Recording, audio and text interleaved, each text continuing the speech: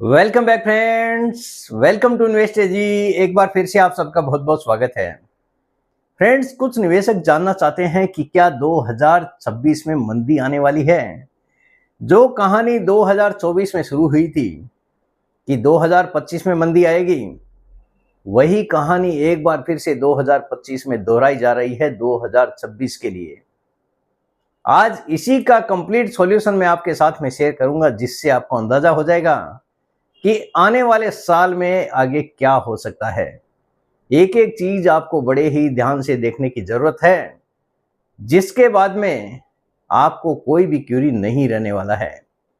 सबसे पहले मेरा इंट्रोडक्शन, मेरा नाम है रविकांत शर्मा और मैं MP registered mutual fund distributor हूं। मेरा एमपी रजिस्ट्रेशन नंबर है ARN 138523। Employ unique ID number दिया है EUINE234641। तो फ्रेंड्स, आप देख सकते हैं आज का जो मेरा मेन टॉपिक है, रिसेशन 2026। मैंने टॉपिक का नाम इसीलिए दिया है क्योंकि आने वाला साल है 2026। बहुत सारे निवेशक इससे परेशान हैं। ये एक तो 2025 में वैसे ही रिटर्न नहीं बना है, ऊपर से अगर रिसेशन आ गया तो फिर हमारे पैसे का क्या होगा। किसी की गलती नहीं है, क्योंकि कोई भी निवेशक अपने पैसे का नुकसान बर्दाश्त नहीं कर सकता, चाहे वो मैं हो या फिर आप हो। तो आपको बड़े ही ध्यान से समझने की जरूरत है। क्या 2026 में रिसेशन यानी मंदी आने वाली है? रिसेशन के नाम से ही एक आम निवेशक सहम जाता है, क्योंकि हम यहाँ पे निवेश करके पैसा कमाने आए हैं, ना कि अपने ही पैसे को डुबोने यहाँ पे निवेश कर रहे हैं।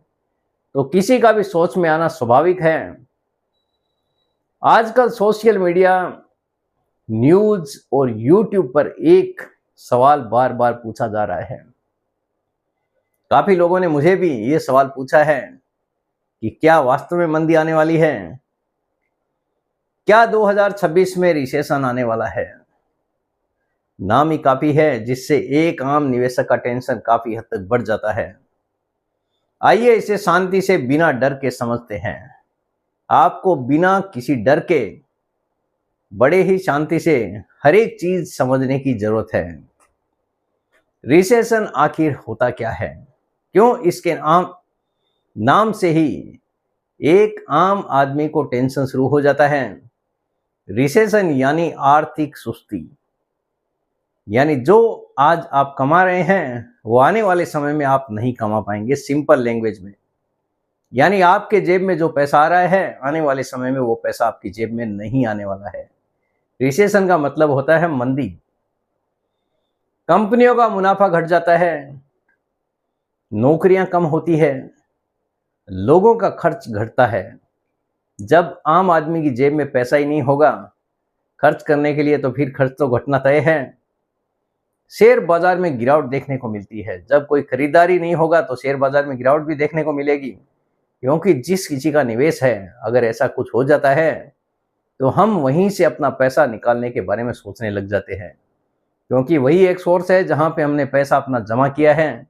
तो ऑब्वियस सी बात है कि वहां से हर कोई पैसा निकालना शुरू कर देता है, जिसके कारण बाजारों में गिरावट शुरू हो जाती है। अगर ऐसा कुछ होता है तो यही होता है। यह कोई नई चीज नहीं है, इतिहास में कई बार हो चुका है। यानी रिसेशन पहले भी आ चुका है, ये कोई नई बात नहीं है। 2008 में ऐसा हुआ था, लेकिन काफी छोटे समय के लिए। उस समय जिस किसी ने निवेश किया था, आज वो मालामाल हो चुका है।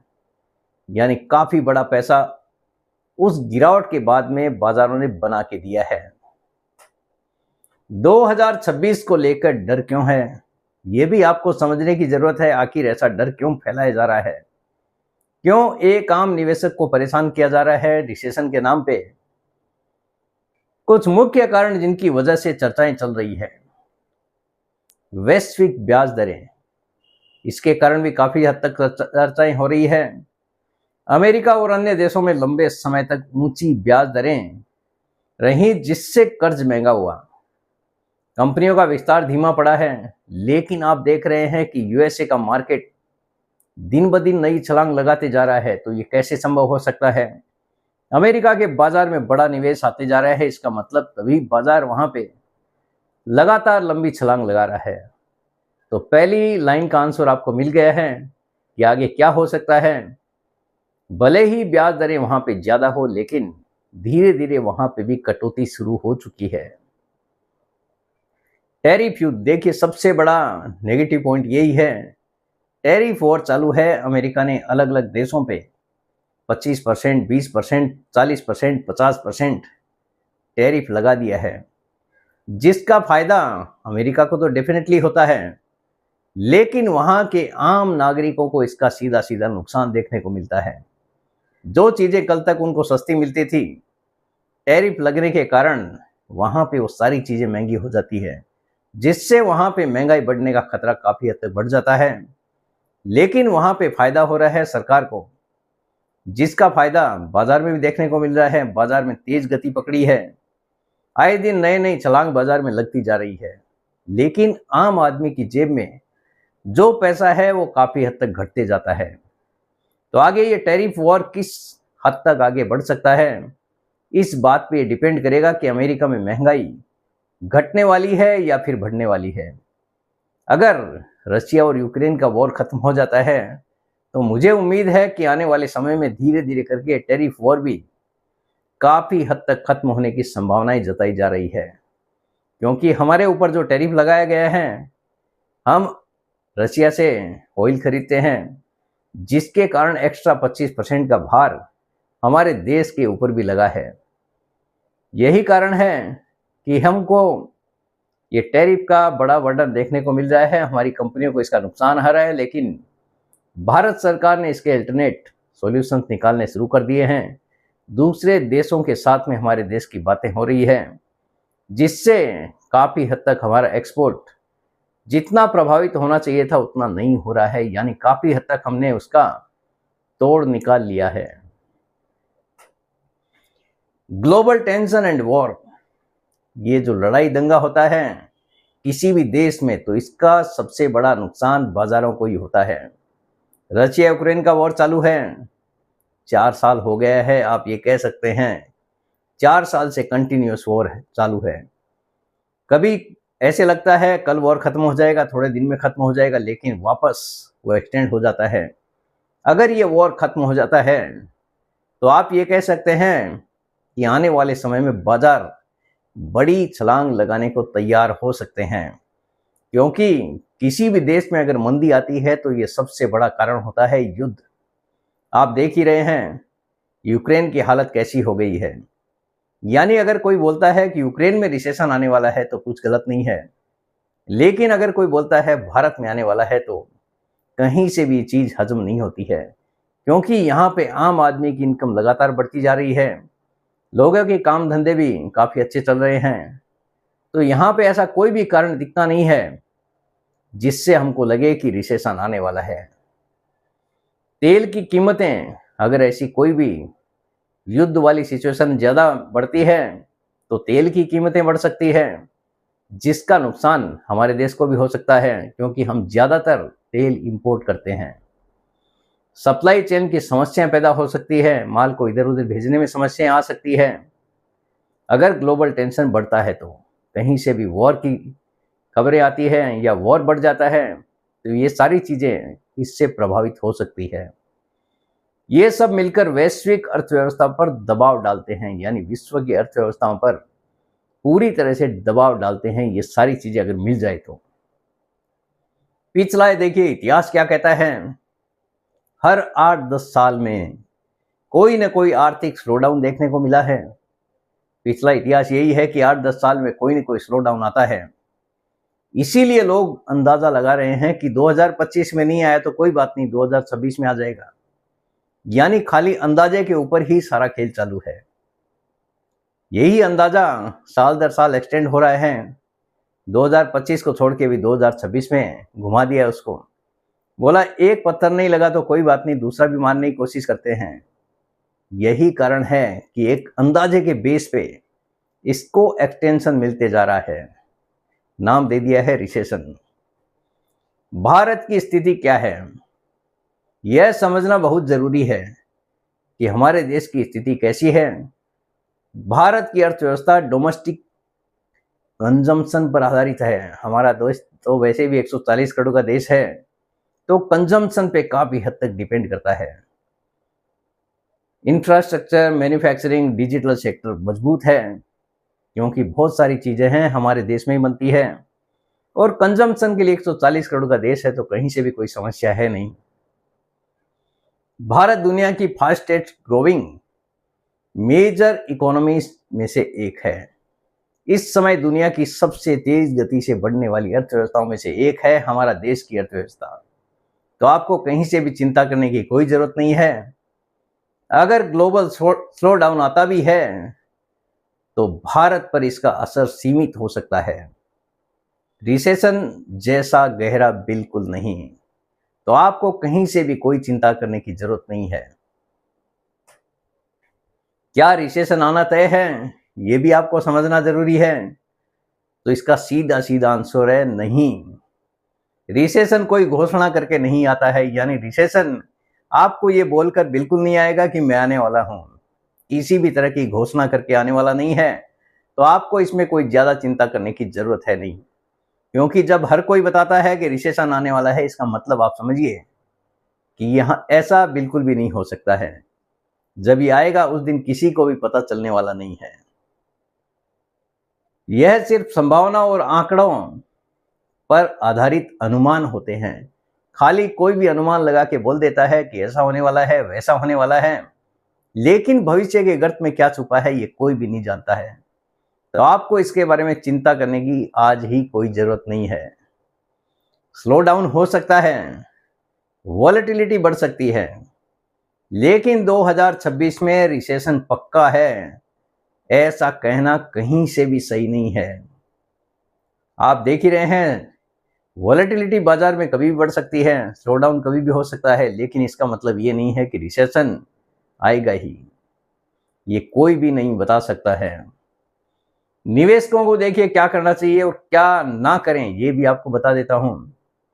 क्या ना करें, डर में निवेश बिल्कुल भी बंद ना करें, यानी आपको डराया जा रहा है, डर कर कोई भी अपना एसआईपी बंद ना करें, ना ही अपना म्यूचुअल फंड लमसम जो आपने करके रखा है बिल्कुल भी बंद ना करें, क्योंकि आपका टारगेट लंबा है। तो आपको कल के बारे में आज ही सोचने की कोई जरूरत नहीं है। जितना बाजार गिरेगा उतना आपके लिए फायदा है।